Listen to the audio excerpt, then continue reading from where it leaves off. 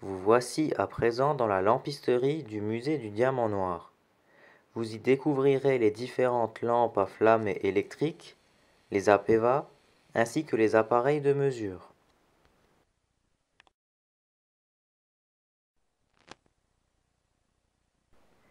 Tout d'abord, les lampes à flammes et autres lampes à main. Les lampes à flammes de mineurs ne servaient pas à l'éclairage, mais elles servaient de grisomètre.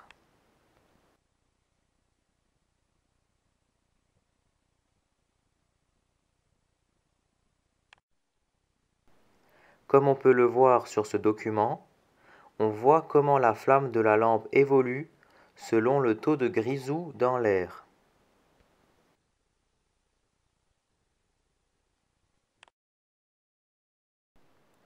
Le musée du Diamant Noir possède des lampes de différentes époques, comme celle-ci datant d'environ des années 1850. La lampe de droite était une lampe d'un mineur géomètre.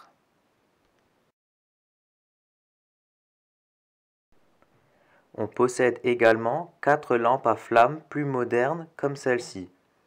C'est après la catastrophe du puits Simon en 1985 que ces lampes ont été interdites au fond.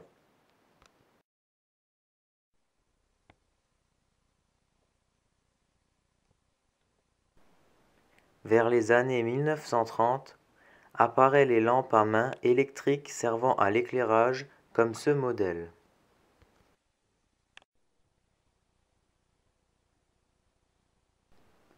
C'est ainsi que le musée du Diamant Noir a reconstitué un support pour ces différentes lampes, comme à l'époque des anciennes lampisteries datant du XIXe siècle au début du XXe siècle.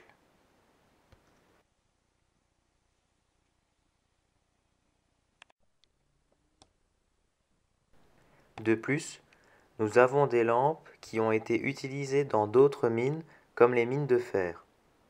Ce sont des lampes à carbure. Ce sont des lampes à flammes nues avec 2 réservoirs, un pour y mettre des pierres minérales de carbure et un autre pour y mettre de l'eau. Ce processus chimique alimente ainsi la flamme.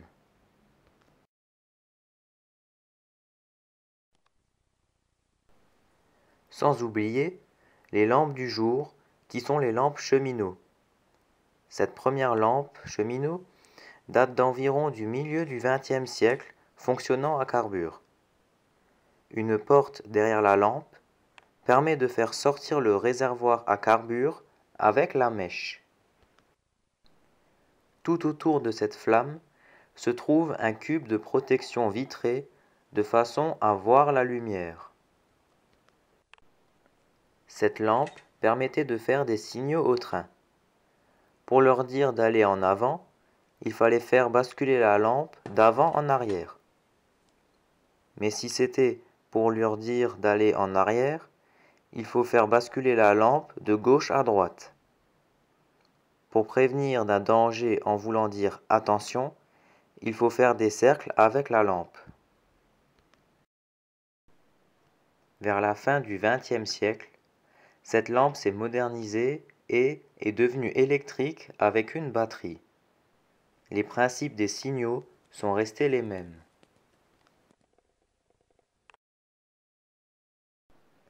Cependant, une autre lampe cheminot apparaît servant elle à l'éclairage.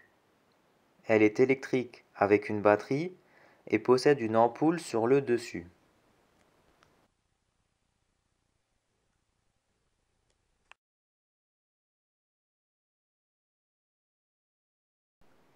Il existe également des lampes secondaires, comme la lampe secondaire de secours des sauveteurs. Elle est électrique et elle se recharge sur un banc de charge, comme les lampes électriques à chapeau.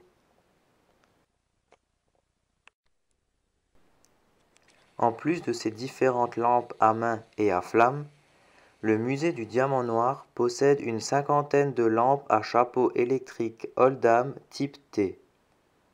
On a donc ainsi reconstitué des supports pour ces lampes comme en réalité.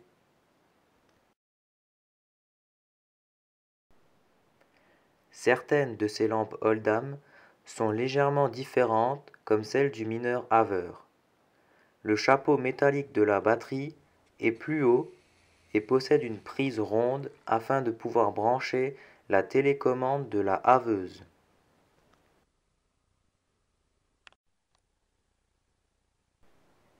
Le musée du diamant noir possède également des lampes électriques Halo type F, une des premières lampes électriques frontales.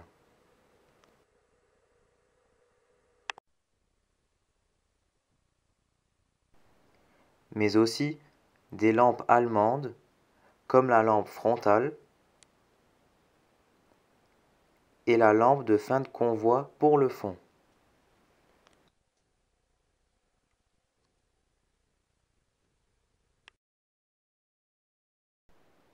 À partir de 1986, soit après la dernière catastrophe minière française provoquée par un coup de grisou au puits Simon le 25 février 1985, apparaît en France les appareils d'évacuation autonome, autrement dit APEVA. Le musée du diamant noir possède des APEVA français, mais aussi des APEVA allemands. L'APEVA français, c'est cette grande boîte qu'on attache à la ceinture.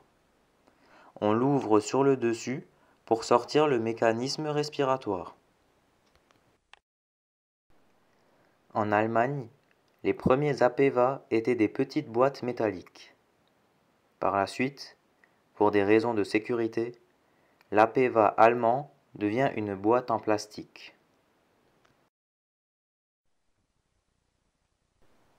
Voici à quoi ressemble l'intérieur d'un APEVA. On se pince le nez avec la petite pincette et on met l'embout dans la bouche pour respirer. La durée d'un APEVA est d'environ de 30 minutes. Chaque mineur possède un numéro qui est son matricule. Il est gravé sur un petit jeton qu'on appelle taillette ou encore jeton de lampisterie.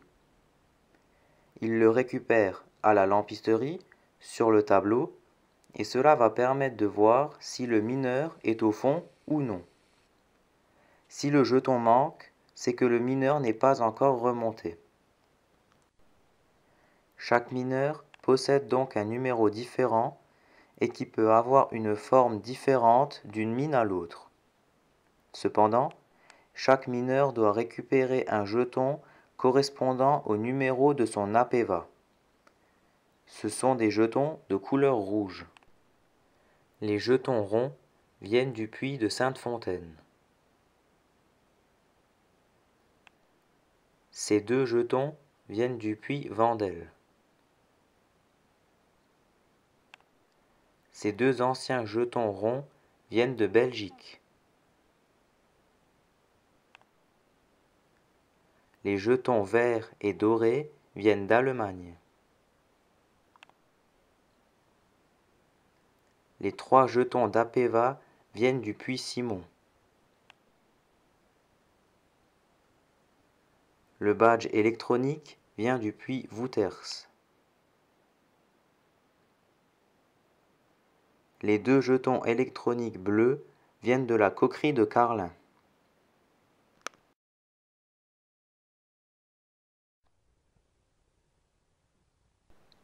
Le musée du diamant noir a également reconstitué le hall du lampiste. C'est ici que le lampiste s'occupe de l'entretien des lampes à flammes, des lampes électriques, des APEVA et des appareils de mesure. C'est lui qui vérifie aussi le tableau des jetons de la lampisterie. Pour vérifier et réparer les lampes, le lampiste utilise certains outils comme ces clés.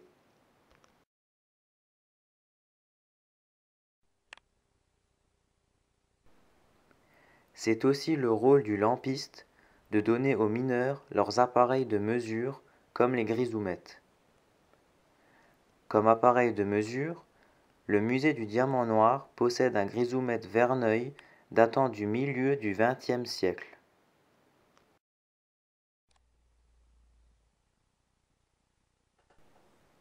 Les prélèvements de gaz se font avec la poire. Une fois fait, on appuie sur le bouton devant l'appareil et l'aiguille nous donne la teneur de grisou dans l'air.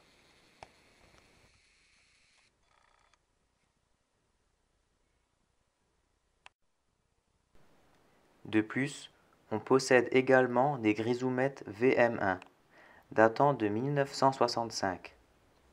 Le principe d'utilisation est simple.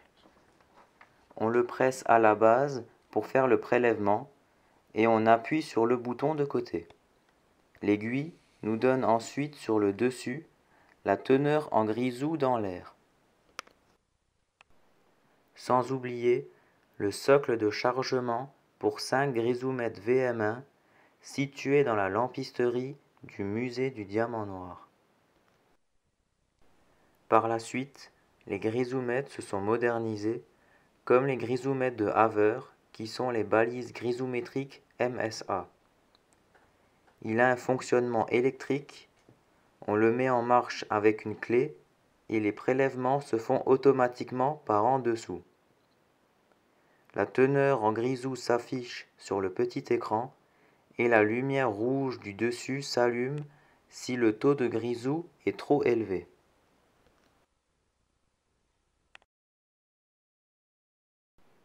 Le grisomètre EX2000 est le grisomètre le plus récent.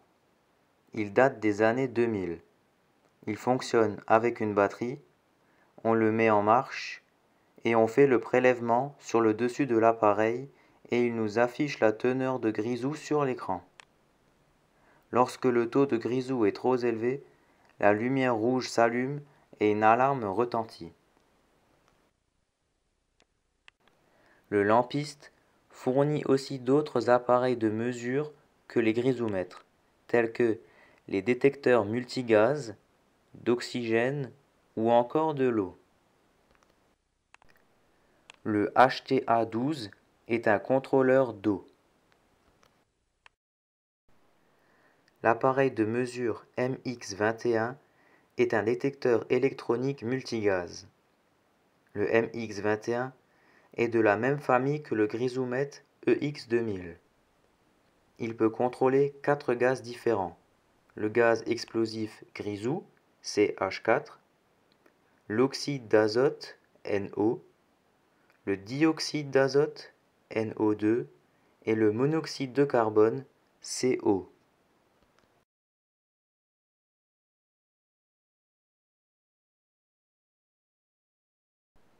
L'oxymètre OX11 est un appareil utilisé par les sauveteurs afin de mesurer l'oxygène dans l'air. C'est un appareil électrique, les prélèvements se font sur l'avant et le taux d'oxygène s'affiche sur le petit écran.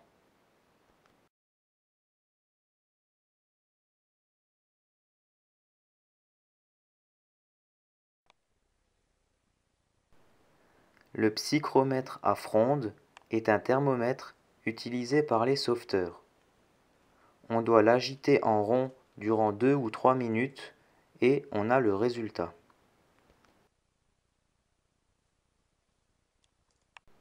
Mais c'est aussi à la lampisterie que, avant de descendre au fond, les mineurs s'équipent d'un masque anti-poussière et d'une paire de protèges auditives. Maintenant, découvrez les différents outils du musée du Diamant Noir.